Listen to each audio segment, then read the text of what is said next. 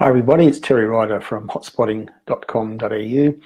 Every time we do a quarterly report that we call the Price Predictor Index, which we publish 4 times a year, we find all sorts of interesting emerging trends in real estate markets around Australia. So what are the major trends that we've discovered with our new edition, our new summer 2018 edition of the Price Predictor Index, which we published earlier this week? One of them is that in our 2 major cities, Sydney and Melbourne, evidence that those markets are past their peak and are winding down lies in the fact that the markets that are still strong, the ones that still have growth markets, are right on the outlying outer ring suburbs of those 2 cities. In Melbourne, the affordable north stands out, particularly the local government area of Hume, where there's a lot of affordable suburbs still pumping strongly, and also down in the southwest and Wyndham City, heading towards Geelong.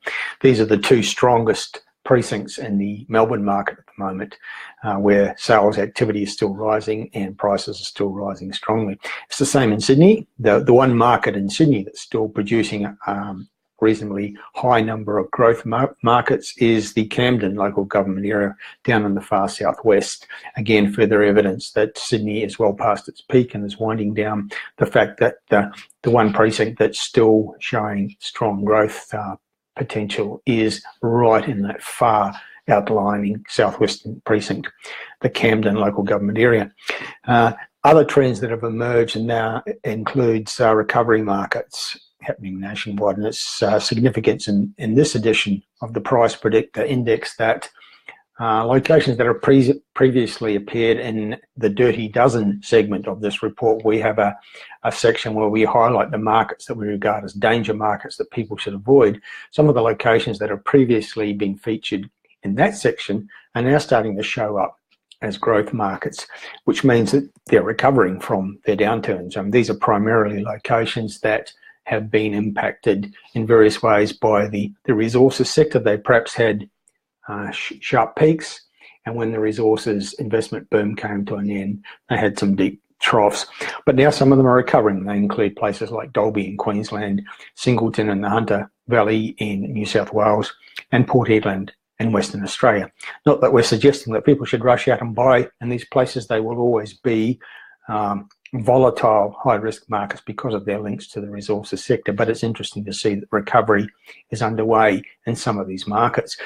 Another recovery market that really stands out for us, and that is Perth, one that we've highlighted in our various reports, and I've highlighted personally in these live chats via Facebook in recent months, and that Perth, after 4 downturn years, is really coming back quite strongly, and it's evident now that Perth is again a real contender.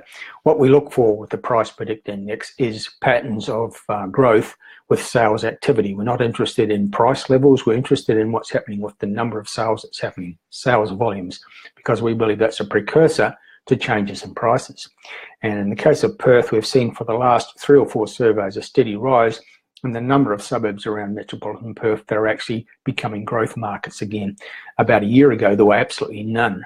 There were no growth markets at all to be found in Perth, but now we find a significant number, rising from a low base, admittedly, but Perth is definitely on the way back, and that's another of the significant trends that have come out of this latest edition of the Price Predictor Index.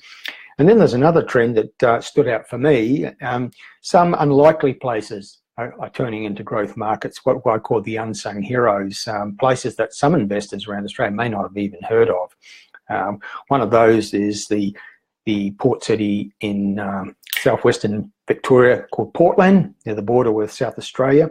It's been a pretty lukewarm market in recent years, but definitely a pickup in sales activity, quite marked upturn in sales activity in that market. And I'm assuming that part of the reason for that is that one of the biggest employers in Portland is a business that makes turbines for wind farms, and wind farm development is exploding around Australia, so that will be helping the economy in Portland with spin-offs, the property market.